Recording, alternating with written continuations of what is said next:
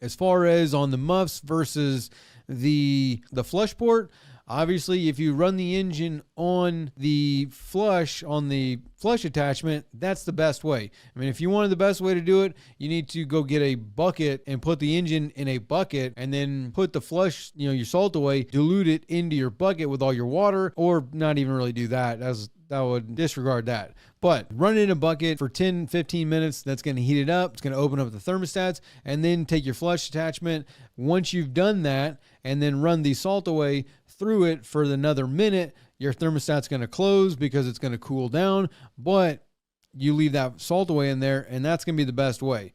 Obviously, that's a lot of work, and a lot of people don't want to do that, and is it really that necessary? Depends on what engine you have and how much, what kind of water you run in. The flush attachment is not going to open up your thermostat, but in most cases, especially now, most engines are designed where the thermostat just dumps into the exhaust. When you flush your engine on the flush attachment, it runs through the entire engine, including the exhaust. So the only thing that is not getting flushed is the backside of the thermostat and that little cavity that dumps into the exhaust. Most engines, it's not going to matter if that thermostat opens or not, because the thermostat is a serviceable item. You throw it away in 300 hours anyway. So does the thermostat need to open or not open? Depending on your model, for the most part, it's not going to matter whether it opens or closes, because the water's going through the exhaust, and a lot of them just dump from the thermostat into the exhaust. So you're not really missing anything there. On other models, maybe some of them have a hose that go down to a fitting, like on older Verados, the L6 Verados. That's what that is. It dumps out the thermostat down into a dump, and over 20 years, you might have a problem with that fitting at the bottom corroding, but everything under that, when you flush it, that's all the exhaust. That's all getting flushed out anyway. So the only thing you're not flushing is that one fitting and a hose, which is a rubber hose. So you're not really concerned about that. But actually, there's another one. Someone else, Tiara Rich Marina Del Rey. Do you recommend flushing with salt away when you use the boat in salt water? The literature says flushing with salt away requires only 2 or 3 minutes, leaves no residual, and is 10 times better than freshwater flush alone. Thoughts?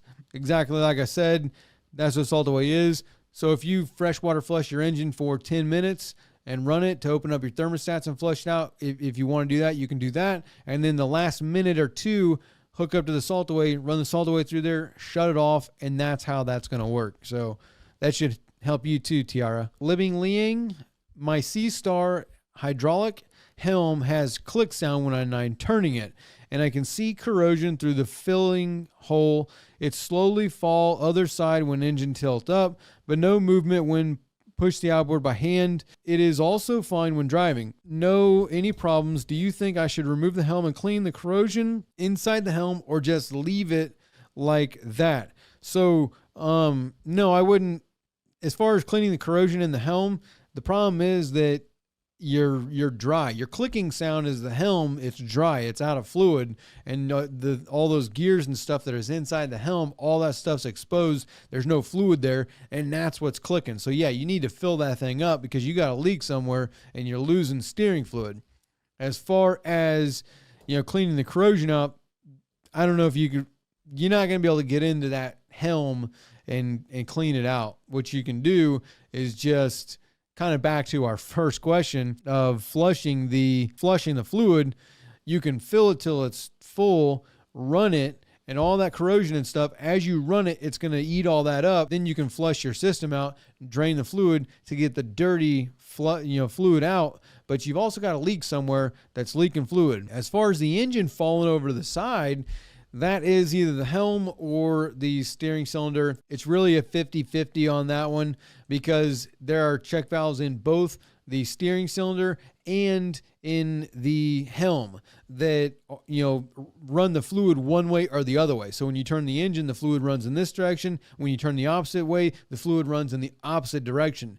And so on the cylinder, it has a ring in there that makes sure that those fluid they stay on each side.